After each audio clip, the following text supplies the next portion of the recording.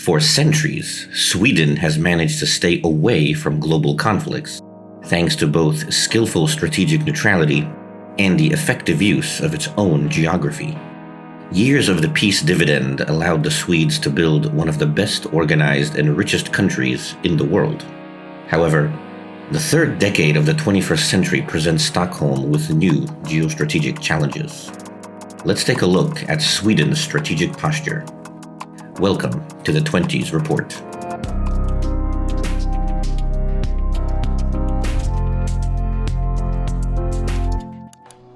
This episode is brought to you by our Patreon supporters. Quality costs and your support helps us to independently create high-quality content. By signing on to our Patreon page, you will have access to episode scripts, your name can appear on screen each episode, and you can direct the channel's path by voting on new topics. But now, back to the current episode. Geostrategic pause. Sweden, despite a relatively large area compared to most European countries, is a small country in terms of population.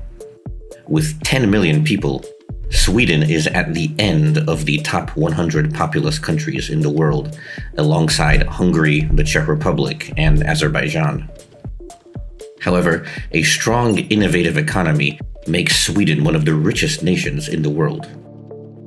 The Swedes, like many Western nations, took advantage of the United States-based security architecture that developed after the collapse of the Soviet Union. The focus was primarily on the quality of life, health, and prosperity, while the unipolar world allowed for a drastic reduction in defense spending. Stockholm has reduced its army, adapted it to fit more easily into the collective security architecture of the West, with less focus on protecting its own territory. The previously developed civilian components of the total defense concept were simply disbanded. The attention to issues of readiness and preparation for war have completely disappeared, as the topic was widely regarded as completely obsolete and/or irrelevant. However, the Swedes now see a sharp decline in the certainty of the world order due to the aggressive policies of Russia and emerging China and the decline of US hegemony. All these make national defense issues a top priority again, and incline Stockholm to readdress these challenges with its own grand strategy. The main driver of change, in the opinion of analysts of the Swedish Defense Research Agency, is the increasingly dangerous attitude of the Russian Federation in the Baltic Sea basin. The first red flag was Moscow's aggressive stance in 2008, but Stockholm and the rest of the West prolonged their geostrategic nap. Only in 2014, the then Prime Minister, Fredrik Reinfeldt, announced that a war between two countries in Europe was no longer unimaginable, and just 2 months later, Russia annexed Crimea. Although Sweden is almost 2,000 kilometers away from Crimea, the Swedes understood that the current balance of power and geography forced them to take part in this game, whether they like it or not. By rejecting the security architecture designed by NATO, Russia is revising the current system. The Achilles heel of the North Atlantic Alliance is the defense of the Baltic states, which are in Russia's immediate neighborhood. Therefore, the Baltic Sea region is the most vulnerable to testing by Moscow, and for this, Stockholm must have its own response prepared. Sweden does not belong to NATO, but their geography means that the Swedes will not be able to avoid these challenges. This is why notions such as national defense, the ability to conduct military operations and mobilization, operational capability and readiness have returned to the agenda. Moreover, conscription was restored to the structures of Sweden's military. The key to the Baltic's defense. The modern Swedish political class is reluctant to join the realist school in international relations. Since the 1980s, Stockholm's foreign policy has been progressive, with greater attention to global rather than purely national politics. The national interest was about so-called cautious neutrality. However, such a policy is now undergoing internal testing in Sweden. The Ukrainian crisis of 2021 clearly shows the tendency of the Russian Federation to conduct hostilities in order to achieve political goals. One of the most important long-term effects of this is to undermine NATO's unity and the position of the United States as a global power. While NATO is unequivocally on the side of Kyiv, it has no official obligations to help the Ukrainians. Hence, although Russia is successfully undermining NATO's unity in Ukraine by highlighting the divergent interests of the member states, it cannot make a final verification of the alliance. This can only be done by attacking a NATO state, and there is no better option for this than the exposed Baltic states, which are next to the heavily militarized Kaliningrad Oblast. If Russia is ultimately willing to challenge the West and American primacy, it is easiest to do so with a limited attack on any of the Baltic states. No decisive intervention by the US and NATO would in fact end the existence of the alliance and severely undermine Washington's global position as a security provider. However, if a decisive reaction occurred, then the territory of Sweden would most certainly be in the cauldron of events, namely due to the particular importance of Gotland as possibly the only aircraft carrier in the Baltic Sea. Since it is highly probable that American aircraft carrier strike groups would not enter the Baltic Sea due to high risk of sinking by Russian anti-access area denial or A2AD capabilities. Each variant presents major security challenges. Should the Americans withdraw, the fundamental question arises again about the nuclear security umbrella that Washington is spreading over Europe, including Sweden. However, the Baltic region is not the only important area from Stockholm's perspective. The Swedes also recognize the growing importance of the Arctic, and 15% of Sweden's territory lies within the Arctic Circle. In practice, the Arctic region competes with the Baltic Sea basin for strategic attention and limited resources. This pushes Sweden to develop an effective strategy that serves two fronts. Striking the right balance will not be easy, and internal clashes of interest can be expected.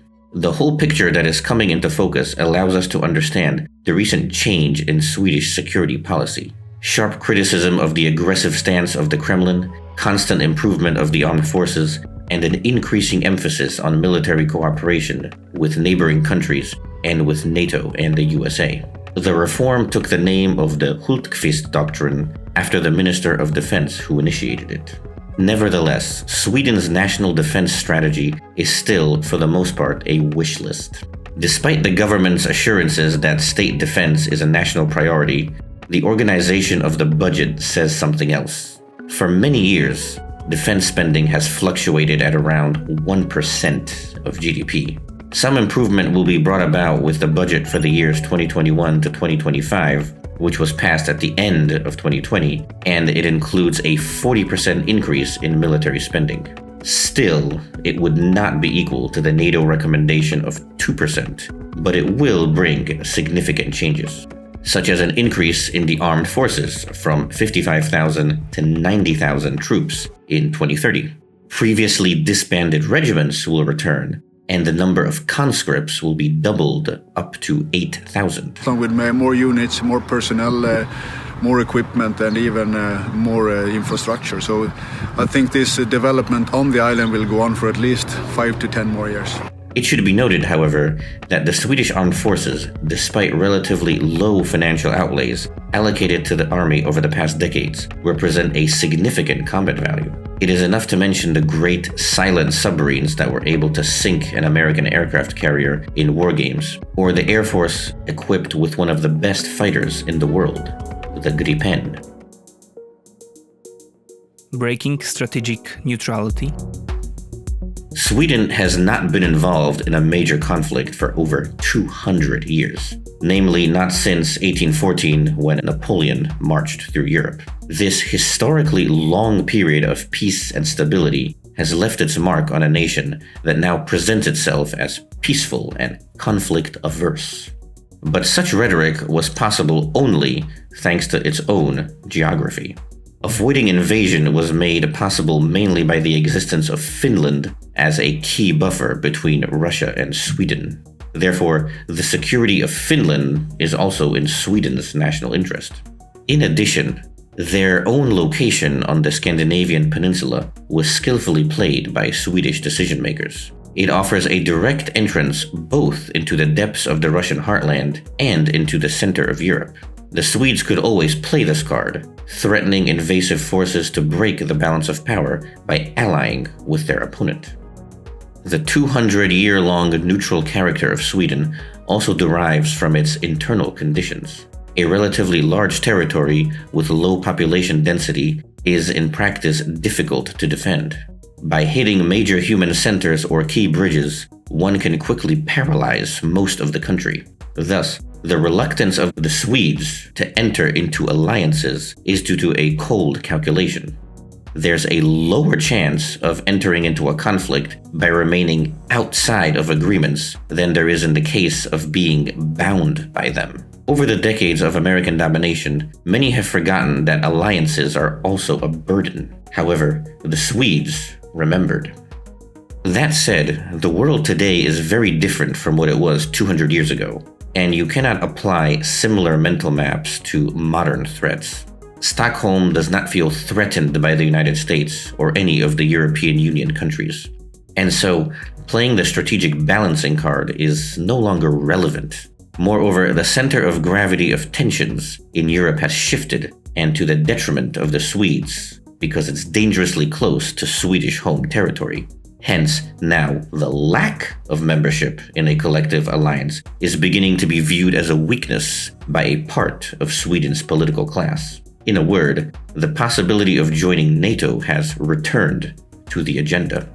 There is currently an internal discussion between the pro-membership camp and the anti-NATO faction, with the latter referring to the 200-plus years of Swedish neutrality.